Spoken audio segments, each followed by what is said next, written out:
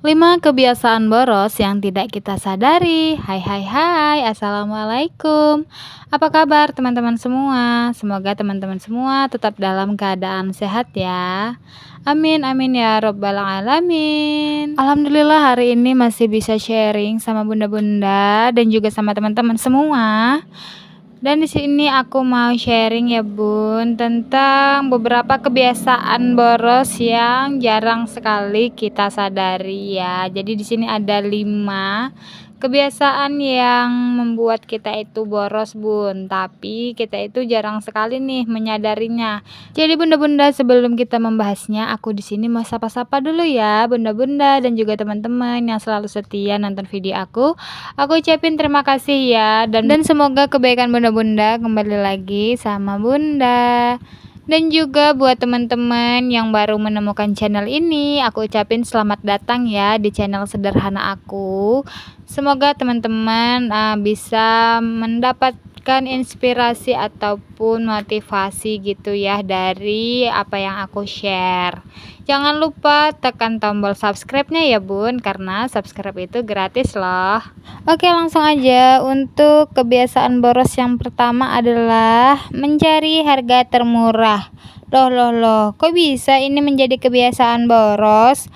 Oke Bunda, jadi di sini aku itu mau contohin misalnya gini ya Bun.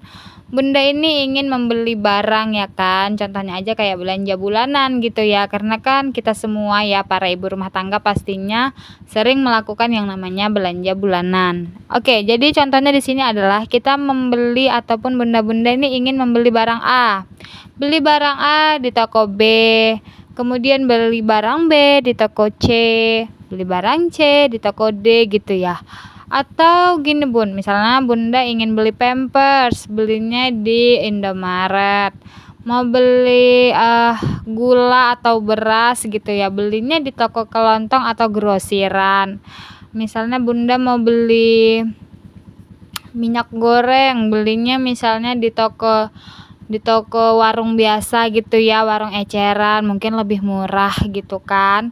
Nah, tapi Bunda belanjanya itu enggak dalam jumlah yang banyak ya Bun, cuman sedikit gitu. Sebenarnya sih boleh sih Bunda kalau misalnya Bunda itu mencari harga yang termurah. Tapi ya kalau Bundanya itu belinya dalam jumlah banyak. Karena apa? Kalau misalnya Bundanya itu membelinya hanya sedikit. Misalnya kalau beli gulanya cuman setengah kilo, kita itu harus muter-muter toko, atau beli berasnya cuman 1 liter atau 1 kilo, itu kan yang dikhawatirkan Bun, kalau misalnya kita belinya sedikit, itu kita bukannya hemat tapi boncos iya gitu ya kan Bun. Kenapa ya aku bilang itu bisa jadi boros?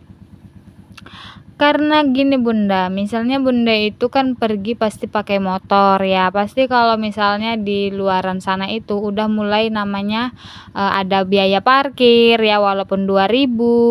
Terus kalau agak jauh sedikit panas, Bunda pengen beli es gitu kan.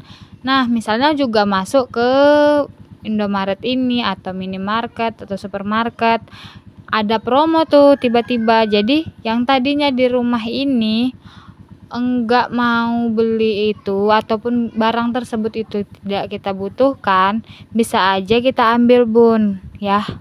Karena ya gitu Bunda, namanya juga perempuan ya kan, pantang lihat ada diskonan atau barang lucu gitu ya, pengen aja dibeli. Nah jadi kayak gitu Bun, kalau misalnya perbandingan harganya itu nggak terlalu jauh ya, lebih baiknya kita beli di satu toko aja Bunda.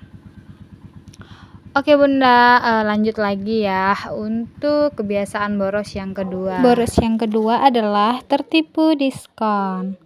Jadi misalnya kayak gini ya Bun, diskon itu biasanya beli 2 gratis 1, atau harga awalnya itu 20.000 tuh dicoret ya, diganti 15.000. Auto diambil nggak Bun kalau bunda-bunda? Ya kalau aku ya bisa jadi ya kan Bun. Oke deh Bunda, jadi sebenarnya yang kita lihat diskon beli 2 gratis 1, kemudian penurunan harga itu sebenarnya ya kan Bun. Cara dari pihak penjualan toko tersebut ataupun warung atau apa ya, misalnya kayak Indomaret gitu kan. Pokoknya dari pihak penjualan ataupun pihak marketingnya itu adalah cara mereka untuk membuat perputaran barang ataupun perputaran modal gitu kan. Ya misalnya dengan cara membuat diskon. Misal di gudang itu masih banyak nih barang-barang yang belum terjual atau masih banyak stoknya. Dan mereka itu cek masa expirednya yang sudah dekat mungkin gitu kan, yang tinggal hitungan bulan lagi, itu bisa jadi sama mereka dikeluarin ya, ataupun mereka buat masukkan ke belanja ataupun barang-barang yang diskon kayak gitu Bun. Nah jadi itu bisa aja ya mereka lakukannya itu per bulan ataupun bahkan per minggu gitu Bun.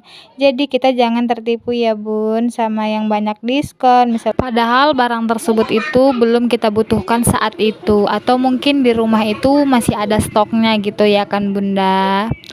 Oke deh Bunda, lanjut lagi. Untuk kebiasaan boros yang ketiga adalah belanja bulanan di satu waktu. Bukannya lebih hemat gitu ya kan? Mungkin banyak bunda-bunda nih yang ingin bertanya seperti itu.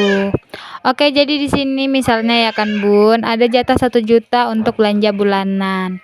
Nah, itu yang 1 juta itu dibelanjakan semuanya seolah-olah bunda-bunda atau kita ini nggak akan belanja lagi, ya kan? Padahal ya jarang sekali tuh emak-emak itu yang nggak mudian gitu ya kan Bun, atau moodnya itu berubah-berubah. Nah, jadi belanjanya itu santai aja ya Bun.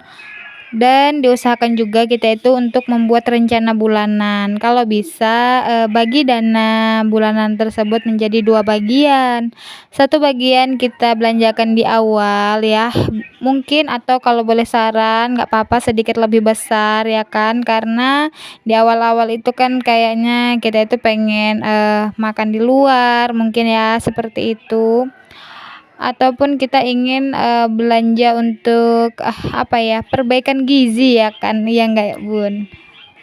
Jadi satu bagian di awal itu sedikit lebih besar, kemudian satu bagian lagi untuk di pertengahan atau di minggu ketiga sampai minggu terakhir. Nah, jadi di sini untuk mengantisipasi nggak bokek di akhir bulan ataupun masih tetap makan enak ataupun makan sewajarnya, nggak yang nyeret-nyeret banget gitu ya kan Bun. Kalau misalnya dana belanja bulanannya itu kita bagi 2. Oke, lanjut lagi. Untuk kebiasaan boros yang keempat adalah meremehkan pengeluaran-pengeluaran kecil. Jadi misalnya kayak gini Bun, 1.000, 2.000, 5.000 gitu kita nganggapnya itu alah kecil gitu ya kan. Sering banget nih ketika pengen jajan bakso, jajan cilok atau yang semacamnya itu ya kan, alah cuma 5.000. Ataupun anaknya minta jajan padahal udah buat cemilan nih di rumah, lah cuma 2.000 kasih aja kayak gitu ya kan. Coba deh Bun, kalau setiap mau pengen sesuatu yang nggak mendesak gitu ya, contohnya kayak pengen bakso gitu kan, kita celengin nih uangnya. Misalnya minggu ini tuh pengen beli bakso, ya udah deh kan nggak mendesak juga kita celengin, ataupun minggu selanjutnya itu pengen makan ini gitu ya kan, udahlah nggak usah kita celengin uangnya. Nah kita kumpulin tuh minimal deh 1 bulan ataupun kalau kelamaan 2 minggu deh, 2 minggu itu kalau dikumpulin itu uangnya lumayan loh Bunda. Yang pertama lumayan untuk kalau kita gunakan uangnya untuk nambah-nambah belanja kita, atau kalau misalnya tetap kita belikan keinginan tersebut kan uangnya itu yang kita belanjakan itu bisa jadi penyebab kita itu boros ya enggak sih Bunda? Oke, jadi kayak gitu ya Bun, kita itu melatih atau membiasakan diri kita untuk mengontrol keinginan ya. Misalnya kita udah masak pengen menggoreng, kita celengin.